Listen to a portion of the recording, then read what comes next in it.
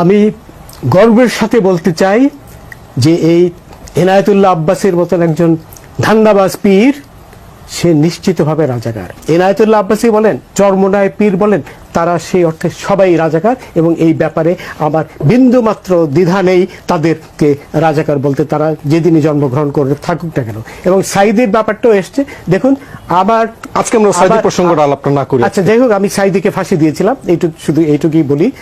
তোমাদের পয়সা দিয়ে দিই। আচ্ছা ঠিক আছে, ও পয়সা আমি দেবো, আমার ভাই বোন দেবে, আমি দেবো। আমরা আমাদের পয়সার কোনো প্রয়োজন নেই, ঠিক আছে?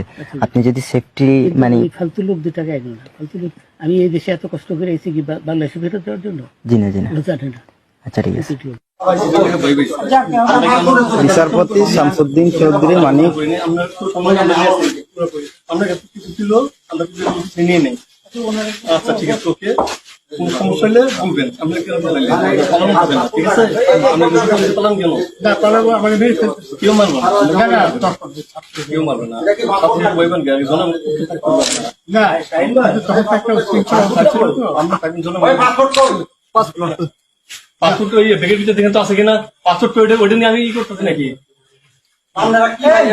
পাসপোর্ট হারাই লাগছে বলছে। তোমরা কাপড় লাগাও না, তোমাদের পয়সা দিয়ে দিই। আচ্ছা ঠিক আছে, ও পয়সা আমি দেবো, আমার ভাই বোন দেবে, আমি দেবো।